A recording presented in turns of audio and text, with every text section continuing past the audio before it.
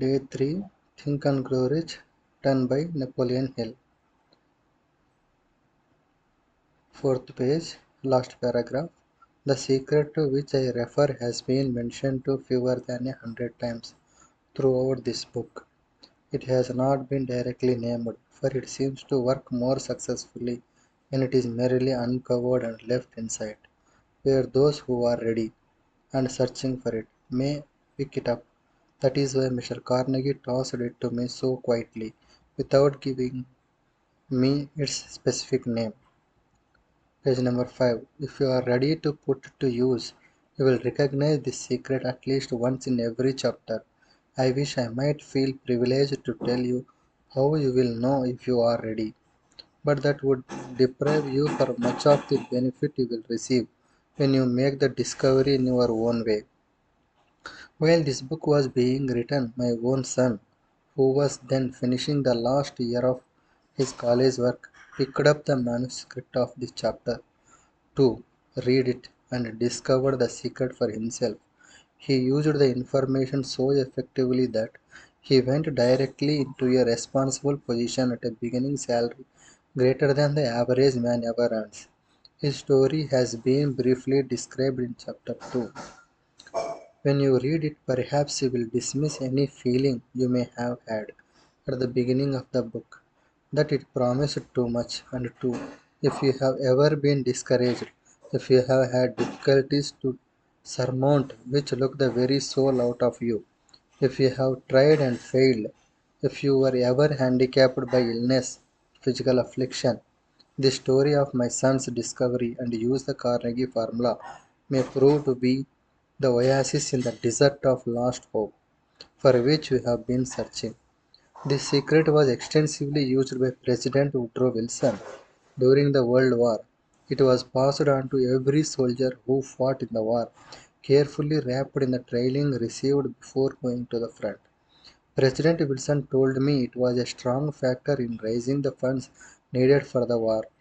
More than 25 years ago, Honorable Manuel L. Quezon, then President Commissioner of the Philippine Islands, was inspired by the secret to gain freedom for his people. He was gained freedom for the Philippines and is the first president of the Free State. A peculiar thing about this secret is that those who once acquire it and use it find themselves literally swept onto success with but little effort, and they never again submit to failure. If you doubt this, study the names of those who have used it. Wherever they have been mentioned, check their records for yourself and be convinced. There is no such thing as something for nothing. The secret to which I refer cannot be had without a price, although the price is far less than its value. It cannot be had at any price by those who are not intentionally searching for it. It cannot be given away. It cannot be purchased for money, for the reason that it comes into two parts. One part is already in possession of those who are ready for it. The secret serves equally well all who are ready for it. Education has nothing to do with it. Long before I was born, the secret had found its way into the possession of Thomas A. Edison, and he used it so intelligently that he became the world's leading inventor. Although he had but 3 months of schooling, the secret was passed on to a business associate of Mr. Edison. He used it so effectively that although he was then making only $12,000 a year, he accumulated a great fortune and retired from active business while still young man. You will find his story at the beginning of the first chapter. It should convince you that riches are not beyond your reach, that you can still be what you wish to be, that money, fame, recognition, and happiness can be had by all who are ready and determined to have these blessings. How do I know these things? You should have the answer before you finish this book. You may find it in the very first chapter or on the last page. While I was performing the 20-year task of research which I had undertaken at Mr. Carnegie's request, I analyzed hundreds of well known men, many of whom admitted that They had accumulated their vast fortunes through the aid of the Carnegie secret. Among these men were Henry Ford, William Ringley Jr., John Wanamaker, James J. Hill, George S. Parker, E. M. Statler, Henry L. Doherty, Cyrus H. K. Curtis, George Eastman, Theodore Roosevelt, John W. S. Davis, Albert Hubbard, Wilbur Wright, William Jennings Bryan, Doctor Timid Star Jordan, J. Orton Armour, Charles M. Schwab, Harris F. Williams, Doctor Frank Gunsulas, Daniel Willard, King Gillett, Ralph A. Weeks, Judge Daniel T. Wright, John D. Rockefeller, Thomas A. Edison, Frank A.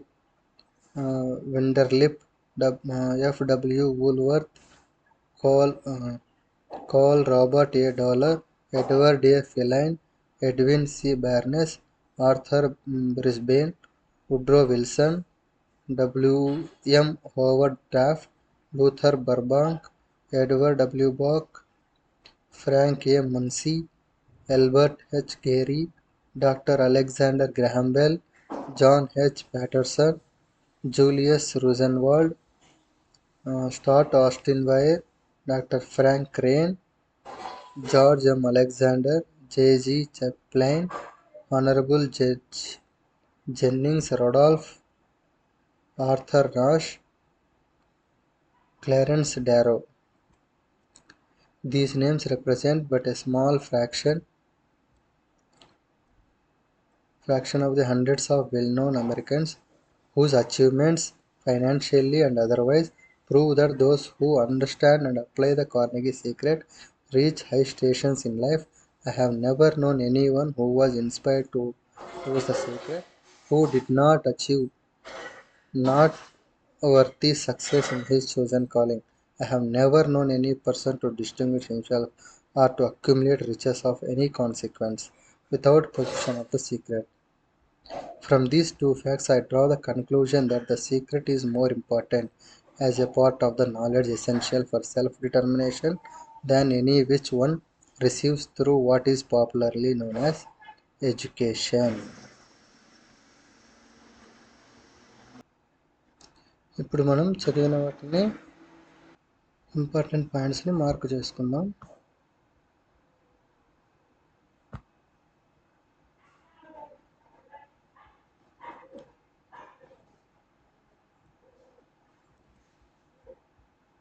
మనం రెడీగా ఇది చేయొచ్చు అంటేనా మనకి ఒక solution ఇస్తున్నాడు. ఇక్కడ సీక్రెట్ని reveal చేస్తున్నాడు.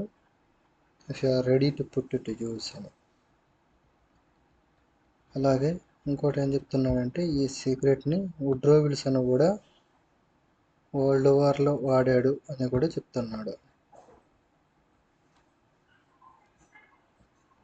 ఇక్కడ ఇంపార్టెంట్ పాయింట్ ఏంటంటే there is no such thing as something for nothing.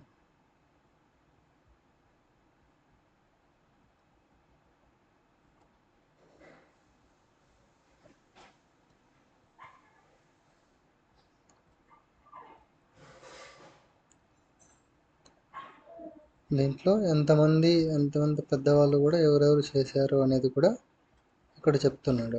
These names are represent but a small fraction of hundreds of Americans whose achievements. వీళ్ళందరూ కూడా అమెరికన్స్, వాళ్ళ అచీవ్మెంట్స్ ఫైనాన్షియల్గా అండ్ అదర్వైజ్గా ఏ చేశారు అనేసి ఇక్కడ చెప్తున్నాడు. అంటే అంత కాన్ఫిడెంట్గా ఈ సీక్రెట్ వర్క్ అవుతుంది అనేసి.